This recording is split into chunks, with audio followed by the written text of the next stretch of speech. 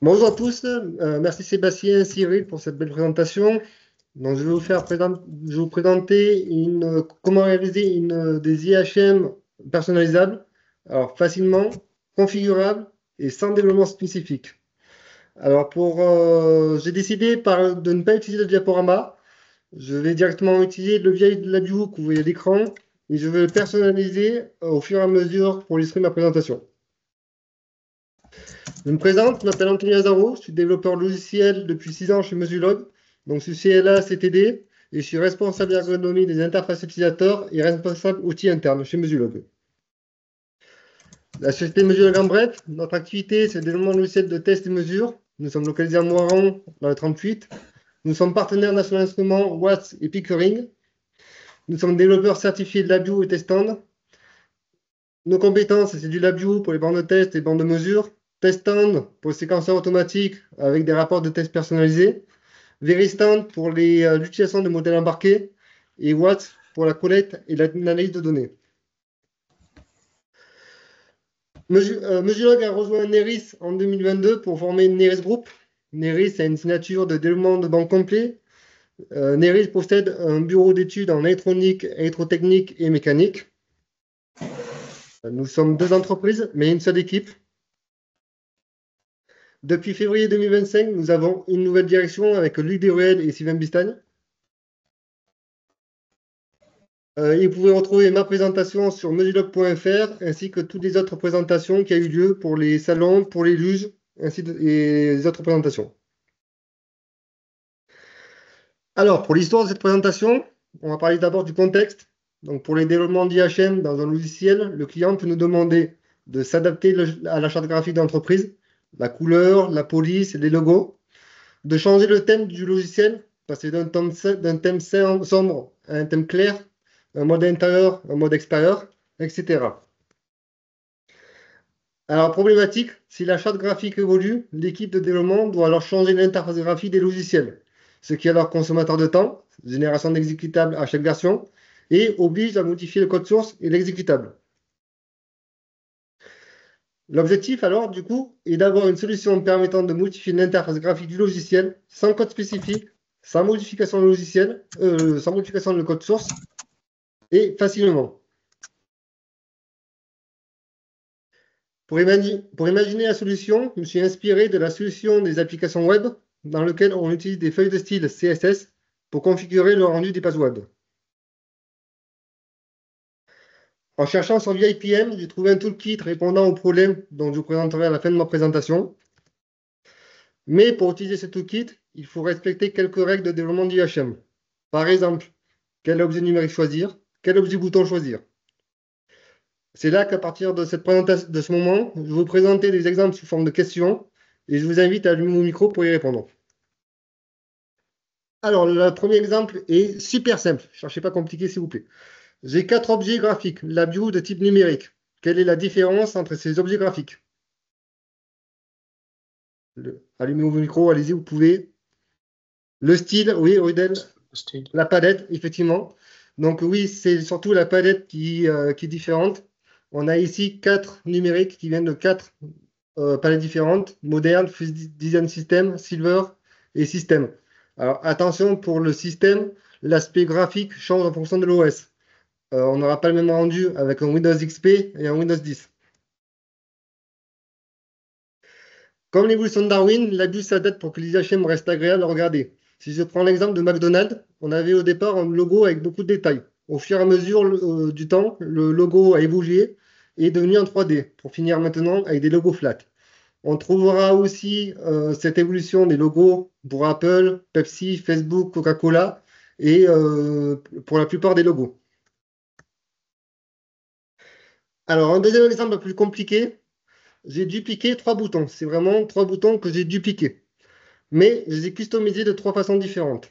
Alors, Boolean 3, j'ai mis un seul PNG avec l'image d'arrière-plan et l'image du premier plan. Le Boolean 4, j'ai séparé l'image d'arrière-plan et l'image du premier plan. Et le Boolean 5, j'ai mis une décoration de la view en image d'arrière-plan et j'ai laissé le PNG en premier plan. Quelle est la différence si on agrandit les boutons? Vous pouvez parler dans le chat ou allumer mon micro.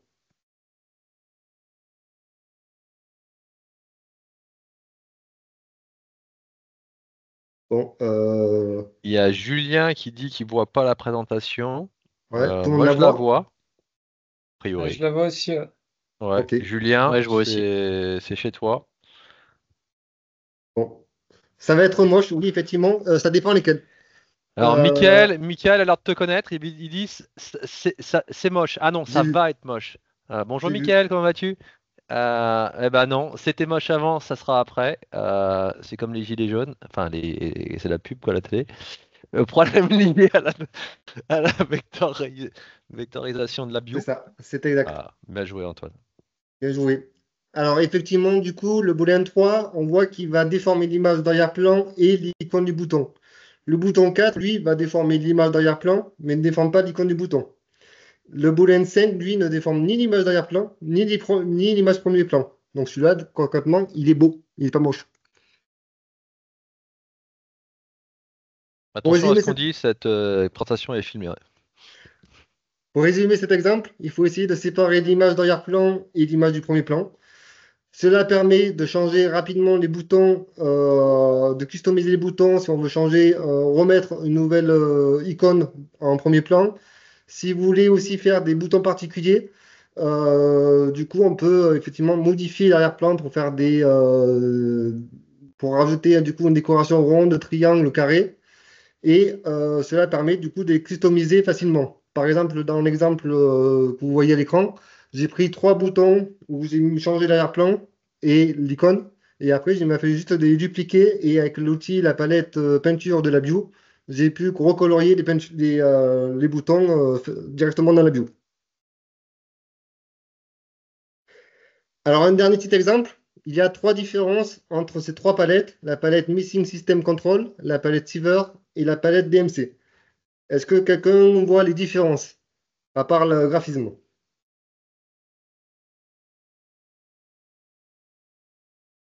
À tous à la fois, s'il vous plaît.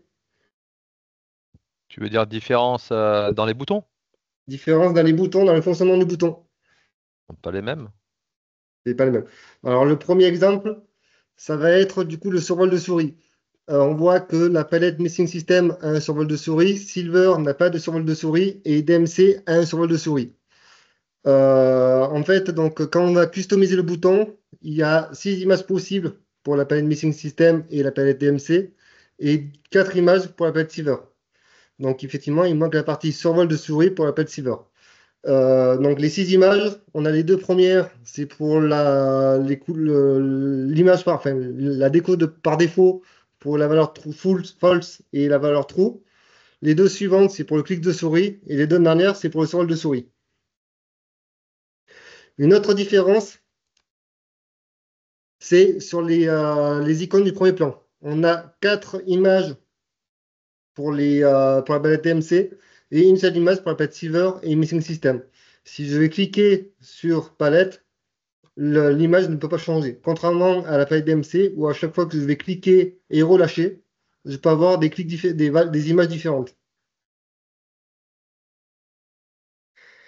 Et la dernière différence, c'est pour la palette Missing System. Si on va lire par programmation la couleur des arrière-plans, eh ben, on voit que ça ne lit pas les couleurs de l'arrière-plan du palette Missing System. On a quatre éléments dans le tableau pour la palette Silver et six éléments pour la palette DMC. Pareil, effectivement, si on veut écrire avec le nœud de propriété, on veut lui envoyer des couleurs, on ne pourra pas le faire pour la palette Missing System. Mais on pourra le faire pour la palette Silver et la palette DMC. Alors, j'ai fait un petit résumé avec des palettes qu'on a vues jusqu'à présent. La palette System, System Control 2.0, Modern, Silver, Fuse Design System et DMC. Alors, System Control 2.0, c'est la même que Missing System Control. Et on voit effectivement qu'il y a des différences dans les paramétrages. Il y a l'arrière-plan qui peut des fois y en avoir 6, des fois y en avoir 4. Le premier plan, l'image du premier plan, des fois qu'il y a 4 images, des fois une, des fois zéro. La particularité aussi de s'adapter à Windows. Et le plus important, effectivement, si on veut programmer des couleurs d'arrière-plan, c'est la partie système et système contrôle 2.0 qui, eux, ne peuvent pas modifier la couleur par programmation. Donc, choisissez bien le bon bouton pour la bonne fonctionnalité. Bien que tous les booléens ont des données de type true-false, il peut y avoir des comportements différents. Comme vous pouvez le voir, effectivement, lorsque j'ai éclaté les boutons ci-dessous, on voit qu'il y a des éléments différents dans le bouton. Donc, il y aura des comportements différents. Est-ce que vous avez bien vu ma présentation? Est-ce que vous avez remarqué que mon VI était servant diaporama n'a jamais été exécuté? Est-ce que vous avez remarqué que la police du titre a changé à chaque slide? Est-ce que vous avez remarqué que la taille de la date qui est marquée en bas a changé à chaque slide? Et je rappelle, vous avez dit au départ, que le tout sans avoir réalisé un code spécifique pour une présentation. Bon, j'ai fait un petit VI uniquement pour effectivement changer les slides une par une que je mets à l'écran. Où à l'intérieur, on y trouve une lecture des fichiers, d'un ensemble de fichiers. Et à chaque fois que je clique sur le bouton Next, j'envoie le texte du fichier dans le toolkit LSSS. Alors la vidéo, effectivement, pour ceux qui n'ont rien vu, elle sera bientôt sur YouTube et vous pourrez remarquer du coup en replay que la police et la taille de la date peut changer. Donc voilà, effectivement, le texte que j'envoie, ça va directement aller dans le toolkit LSSS où à l'intérieur, il y a toute l'intelligence qui va permettre du coup de modifier l'IHM avec, en pointant sur toutes les références de tous les boutons et en allant du coup sur des nœuds de propriété. Alors, un petit exemple, si je veux modifier tous les boutons de mon IHM, j'ai juste à, je vous montre un petit VI, hop, j'ai juste à envoyer ce texte qui est là et à dire du coup que tous les booléens de mon IHM, je mets en couleur rouge. Hop. Un autre exemple, si je veux mettre tous les booléens en couleur verte, eh ben, j'envoie du coup, j'ai juste à changer le code couleur. Un dernier exemple, un peu plus concret. Si je veux avoir une IHM en mode dark, en mode de nuit ou voilà, en mode sombre, je vais pouvoir envoyer du coup un ensemble de commandes qui va permettre de changer toute la couleur des IHM. Donc ça va des pannes, des splitters, des booléennes, des décorations, et aussi après pointer sur sur des éléments en particulier, comme la date, la passer en blanc et à mettre une taille de 20, un splitter à recolorier, le titre que j'ai mis en police éléphant et une petite subtilité pour le logo Mesulog Neris où j'ai un logo Mesulog en blanc et un Mesulog en couleur. Et en fait, je cache et j'affiche le bon bouton, enfin la bonne image.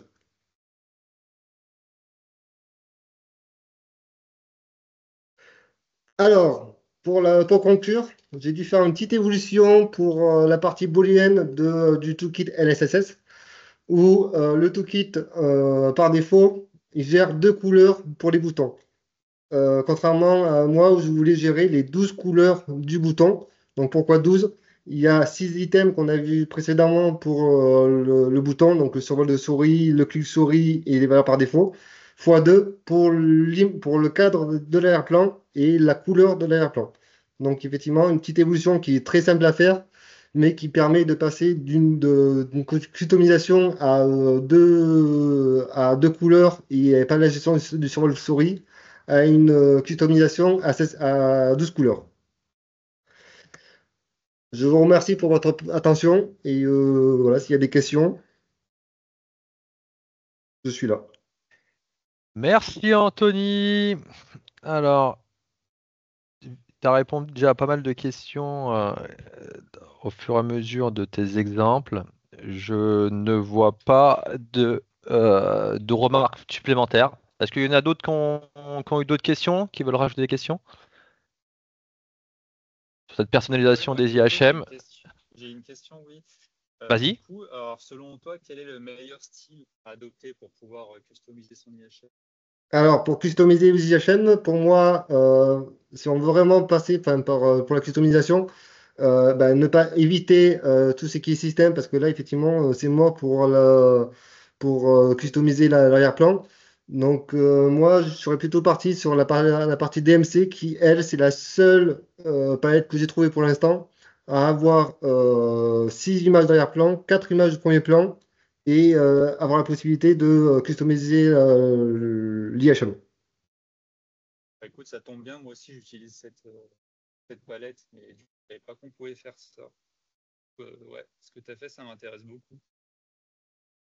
C'est voilà, c'est effectivement donc c'est le toolkit LSSS sur VIPM. Donc effectivement, j'ai pas précisé, mais c'est pas moi, c'est pas Mesulo qui l'a fait ni moi. C'est Arbital, c'est une autre entreprise qui franchement Ok. c'est un super code et il est facilement évolutif si on en a besoin. Donc il est vraiment très bien. Et il est sur le VI PM. Il est sur C'était Mounir VIPM. qui parlait, c'est ça? Oui, c'est moi. Ok, ok. Ok. Anthony, super intéressant. Bravo. Luc, Oui, c'est Nicolas. oui. Alors, c'était pas une question, c'était plus une remarque, enfin, un truc que j'ai appris en discutant avec quelqu'un de chez Annie. Je sais pas si d'autres savaient, mais moi en tout cas non. Concernant les thèmes système, en fait, apparemment, ça a absolument rien à voir avec l'OS. C'est juste du dessin qui a été fait pour ressembler aux couleurs de l'OS, mais en fait, ça a été fait from scratch par Eni. Genre, ils colorent les bordures, les effets d'ombre et tout ça. Enfin, ils ont tout refait à la main, mais ça reprend rien des fonctionnalités de l'OS apparemment. Ils ont recodé l'OS, quoi.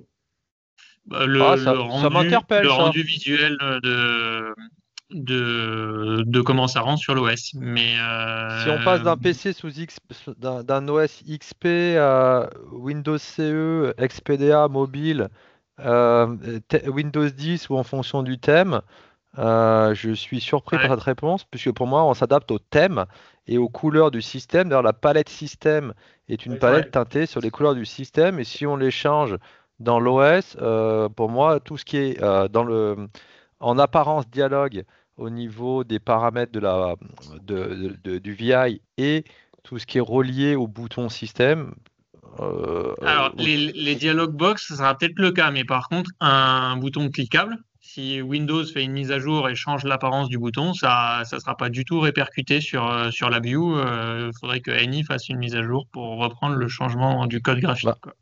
selon moi, même la forme change. Et même si on prend des Oui, vieilles même versions de la le View et Windows qu'on les met 11, en Windows effectivement, tu as 11, les bords arrondis. c'est Donc, ça, voilà. et qui ne sont pas carrés. Donc je suis très surpris par cette affirmation. Ouais. Je suis d'accord avec Luc, mais Nicolas, du coup, tu es obligé de me donner ta source. D'autant encore une connerie d'Ariane Nattinger. Je raconte que des conneries ce gars-là. Alors, Faut arrêter. je viens de recevoir un message de Eni. Attention, cette vidéo C'est est enregistré. retransmise. Ah, on va devoir Oups, couper pardon. encore. À Je chaque fois qu'il y pourrais a une vous vidéo, retrouver le nom là. on doit clac, on coupe soit les cartes bancaires ou soit espèce de. Non, non, on plaisante. On fait un petit cœur, smile Je peux cœur. retrouver le nom, mais je l'ai plus de tête là. Mais en tout cas, pour moi, ça expliquerait le fait que pour les éléments graphiques de thème système, il y a beaucoup moins de propriétés qui sont accessibles que sur les autres thèmes. Enfin, souvent, on récupère des erreurs quand ou ça fait rien quand on essaie de changer des propriétés graphiques En sur fait, ces j'ai un avis éléments-là. différent. En fait, la personnalisation des objets graphiques se rapporte malgré le fait qu'un booléen peut avoir plusieurs représentations graphiques. Il y a les boutons peuvent avoir le décal, pas le décal, l'icône, il y en a une ou il y en a six. Il y a effectivement, tous les boutons ne sont pas identiques. Et tous ces boutons vont donner des déclinaisons. Il en résulte notamment que les systèmes, étant teintés au système, ont des personnalisations limitées. Et à mon avis, cette limitation, elle vient de là. Et c'est pour ça qu'on ne peut pas, par exemple, changer la couleur, puisqu'elle est système. Pour lui, ça n'a pas de sens. Donc, il n'a pas la propriété graphique, donc il n'a pas la propriété dans l'objet.